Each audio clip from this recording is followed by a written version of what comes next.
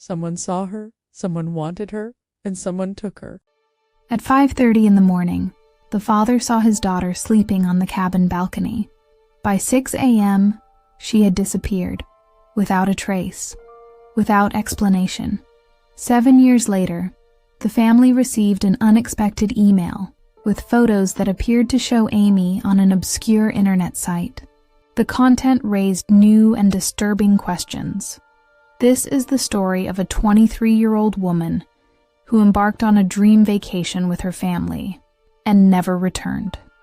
A case that defies logic, possibly linked to international criminal networks, and that remains unsolved after 27 years. Amy Lynn Bradley didn't simply disappear. What happened to her may have been far more complex and unsettling than anyone could have imagined. Amy Lynn Bradley was born on May 12, 1974, in Petersburg, Virginia. A graduate in physical education from Longwood University, she was a talented athlete who loved basketball. She had distinctive marks: a purple Tasmanian devil with a basketball on her shoulder, a green gecko-type lizard on her navel, a sun on her back near her right shoulder, and a Chinese symbol on her ankle representing courage. These details would later become crucial for identifying her. At 23, she worked at Ruth's Chris Steakhouse restaurant and was about to start a new job in computer consulting. Amy had recently moved into her new apartment. She had adopted a puppy named Daisy and planned to pick her up when she returned from the cruise. It was a time of achievements and plans. Ron Bradley, her father, was an insurance executive and had won an all-expenses-paid cruise through his employer. Ron, his wife Iva, and their 2 children, Amy and her younger brother, Brad, 21, would embark on a much-anticipated family trip. Amy was afraid of heights and was initially apprehensive about the size of the ship and the fact that she would be on the open sea. But the excitement was greater, especially since Brad had just returned from college. On March 24th, the Bradley family boarded the Rhapsody of the Seas cruise in San Juan, Puerto Rico, the starting point of their Caribbean voyage, heading toward Curaçao.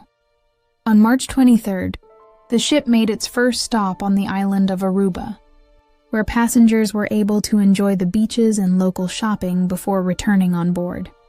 On March 24th, the cruise would continue its journey to Curaçao, the next planned stop on the itinerary. However, the ship never reached its destination with all passengers on board. Amy brought 15 rolls of film to create a collage for her coffee table. She bought souvenirs for friends and wrote postcards from Puerto Rico. Everything was going well for the family. Amy appeared happy and excited about the trip. But in the next 24 hours, something would happen that would transform this vacation into a nightmare. On the night of March 23rd, after spending the day in Aruba, Amy and her brother Brad went to the ship's nightclub. They danced to the music of the band, Blue Orchid. Security cameras captured Amy dancing with the band's bassist, a man named Alistair Douglas, known as Yellow due to his dyed hair. But this wouldn't be the only strange interaction that night. Throughout the evening, a shipwaiter approached the Bradley family several times, asking to pass a note to Amy. It was an invitation for her to go drinking with him when they reached shore. When her father asked about it, Amy responded, "I wouldn't do anything with any of these crew members. They give me the creeps." A curious fact is that the Carlos and Charlie's restaurant, mentioned by the waiter, is the same place where Natalie Holloway, who disappeared in Aruba in 2005, was last seen. The family returned to the cabin around 3 a.m. Amy was tired but happy. She went to the balcony to breathe the fresh sea air. Brad and Amy sit on the cabin balcony and talk for a while. Brad goes to sleep. Amy stays there awake a little longer. 5:30 a.m. Ron Bradley wakes up and sees his daughter resting on the cabin balcony, sleeping in a beach chair. He goes back to sleep. 5:45 a.m. Brad briefly wakes up and still sees Amy on the balcony. 6 o'clock a.m. Ron wakes up again and notices that Amy is no longer there. Only a polo shirt and a pair of sandals remained on the balcony. 6:30 a.m. The family begins searching for Amy in various areas of the ship. Amy was never seen again from that moment on. At first, the family believed that Amy was still somewhere on the ship. As the hours passed, their concern grew. The family reported the disappearance to the crew, but the security protocol was not activated immediately. The justification given was that the crew didn't want to cause panic among the passengers.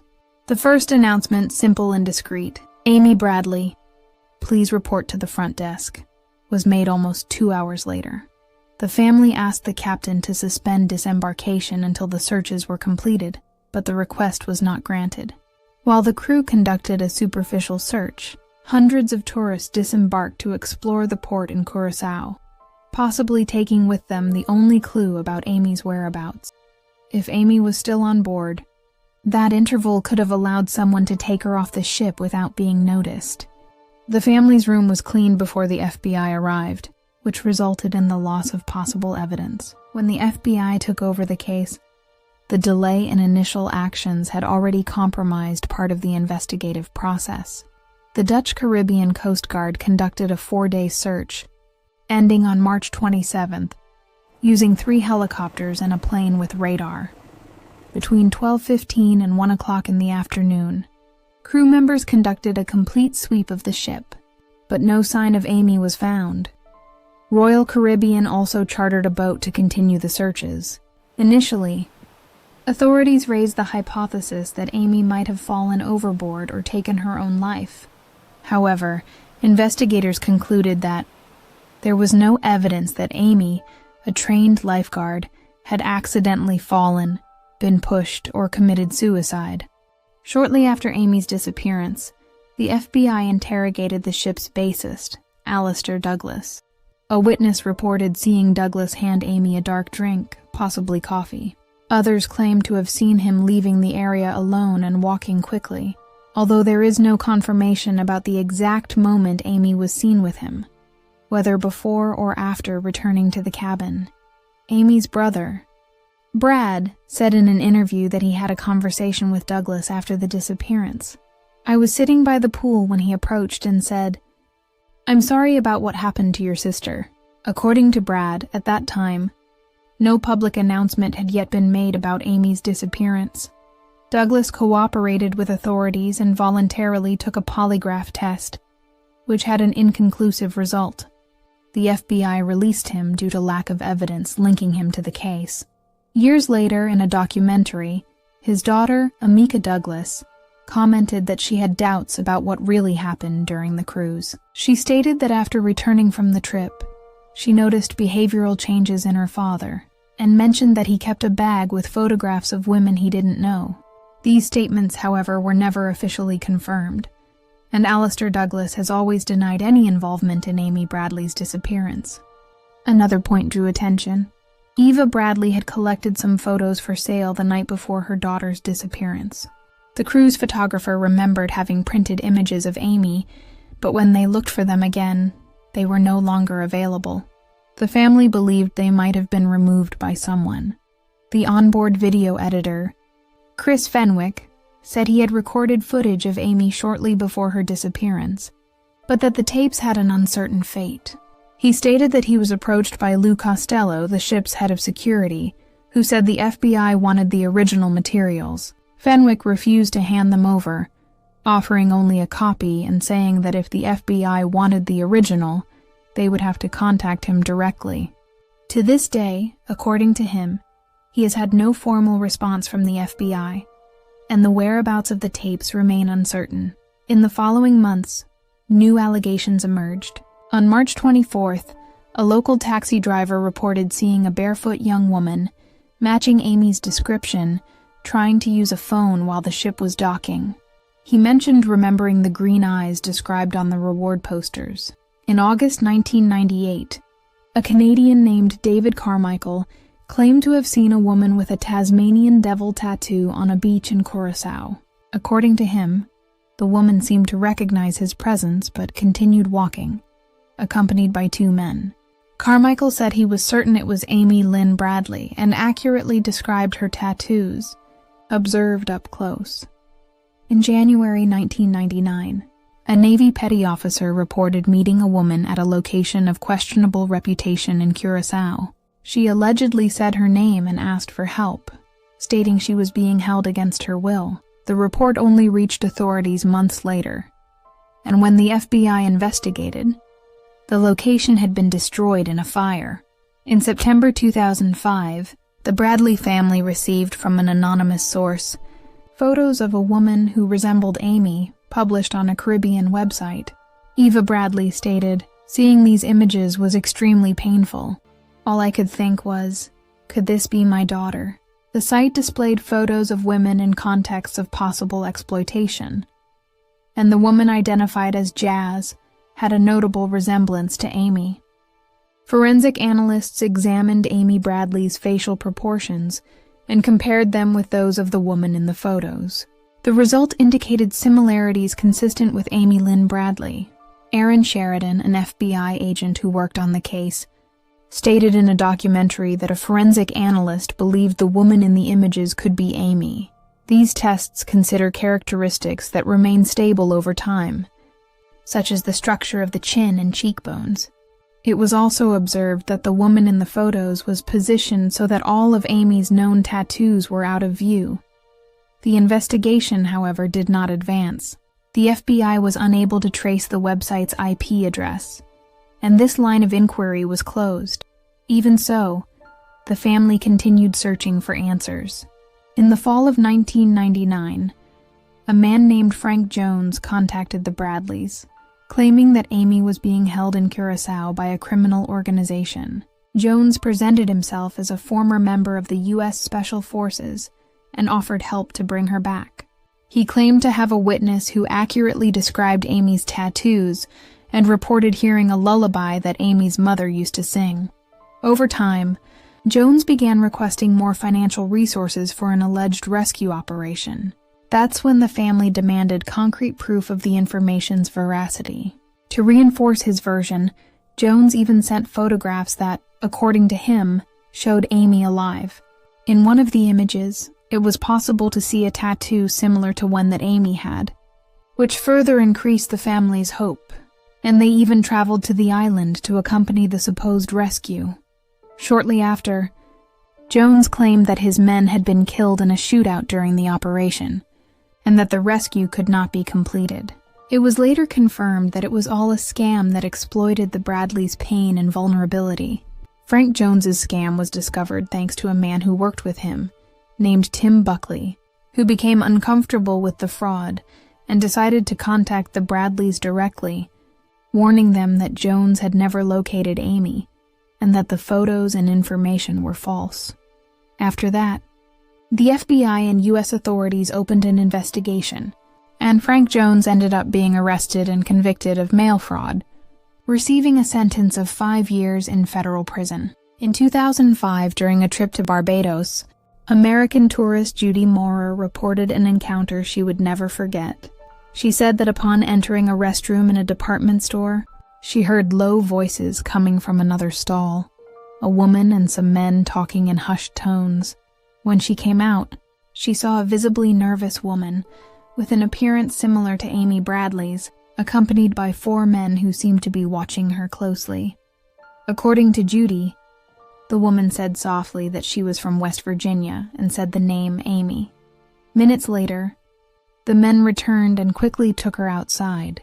Judy noticed a striking detail, a Chinese symbol tattooed on the woman's ankle, identical to the one described on Amy Lynn Bradley's missing person posters. Shaken by what she witnessed, Judy contacted local authorities, who created composite sketches of the woman and the men based on her account. Despite the efforts, the sighting could never be officially confirmed, but it remains one of the most recent possible sightings of Amy. In 2010, a human jawbone was found on a beach in Aruba, not far from the route of the ship on which Amy Lynn Bradley disappeared. Authorities confirmed that the bone belonged to a Caucasian woman and that it was not Natalie Holloway's, another famous case in the region.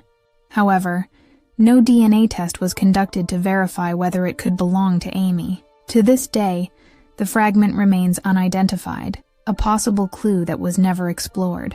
In July 2025, Netflix released a 3-part documentary series titled Amy Bradley is Missing. The success of the series brought hundreds of new leads to the FBI and the Bradley family. A bartender who was working aboard the Rhapsody of the Seas on the night Amy disappeared came forward after the release. She reported hearing screams of "Señorita kidnapped" on March 24, 1998. Using modern geolocation techniques, investigators traced recent activity to an IP address associated with a boat off the west coast of Barbados. Recent investigations have also raised the possibility that Amy Bradley may have had a child during the period she was missing. The Bradley family returned to the United States and continued publicizing the case, offering a reward of $260,000 for reliable information. In July 2025, host Ethan Klein of the H3 podcast announced an additional reward of $1 million for any information that would help locate her safely. 12 years after her disappearance, a court officially declared Amy Lynn Bradley dead, although no physical evidence has been found. Her family, however, continues to believe she may be alive and keeps searching to this day. So, what really happened to Amy Lynn Bradley? Was it an accident, a voluntary disappearance, or the result of a criminal act? Among all the hypotheses raised over the years, the most discussed by investigators and experts is that Amy may have been a victim of human trafficking. Several sighting reports have been recorded in different Caribbean countries, suggesting the possibility that she was still alive after 1998. The theory gained strength when photographs obtained in 2005 were analyzed by experts and considered by the FBI to be consistent with Amy Lynn Bradley's physical characteristics. Additionally, independent investigations pointed to the existence of human trafficking operations in the Caribbean region, known to operate in tourist and port areas. One of the most well-known reports came from a sailor who claimed to have seen a woman with the same tattoos as Amy in a local establishment, reporting that she had asked for help and appeared to be under surveillance. These indications reinforce the hypothesis that Amy did not disappear by accident, but rather was taken against her will, in a criminal context that has not yet been fully clarified. On the cabin balcony, a yellow polo shirt and a pair of flip-flops belonging to Amy were found. However, her cigarette pack and lighter were not there, which fuels different interpretations about what may have occurred in the final hours before her disappearance. Another important point is the height of the ship.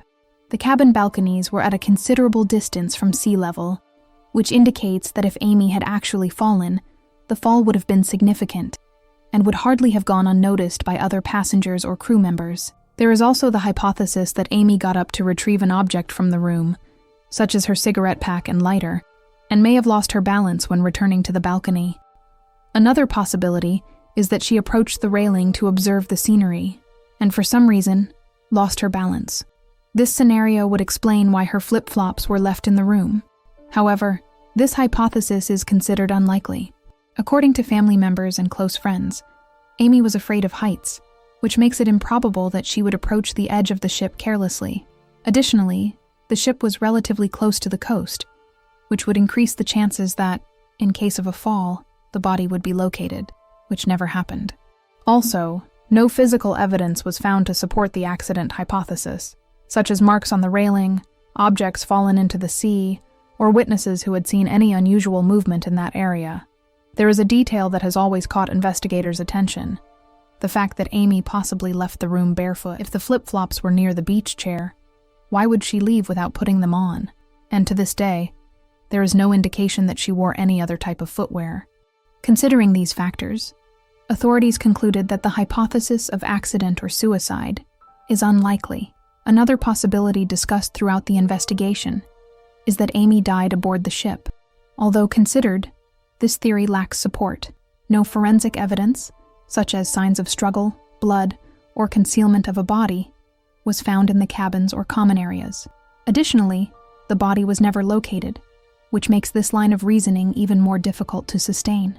The various reports of possible subsequent sightings attributed to Amy also weaken the hypothesis that she died during the cruise. Thus, although not entirely ruled out, the theory of death aboard is now considered unlikely in light of the other available evidence. Amy Lynn Bradley was 23 years old. She was at the beginning of adulthood.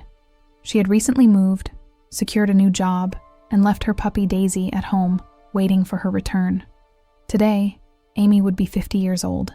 The FBI assigned a new agent to the case, which had remained virtually inactive since Amy was legally declared dead in 2010. Still, The Bradley family never gave up. Somewhere, her parents continue waiting. Her brother Brad still searches for answers. They all believe that one day the phone may ring with the news they've been waiting for decades. We found her. She's coming home. Amy Lynn Bradley was last seen on March 24, 1998. Even after 27 years, Ron Bradley, Amy's father, still keeps his daughter's car stored in the garage, performing regular maintenance, ready for when she returns, as he often says. Her mother, Iva Bradley, revealed that the couple maintains a daily ritual of hope. Every morning she thinks, maybe today, and before going to sleep, they both repeat, maybe tomorrow. She might still be alive. She was 23 years old, 5 feet 7 inches tall, green eyes, distinctive tattoos, Tasmanian devil on shoulder, sun on back. FBI offers $25,000 reward. Total reward now exceeds $1,000.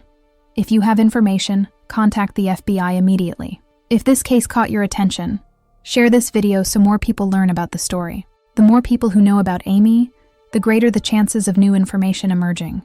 Subscribe to the channel and turn on notifications to follow other investigative cases. Leave in the comments, what do you believe really happened to Amy Lynn Bradley that morning? I'll always be there for you. I love you, little brother. Hey!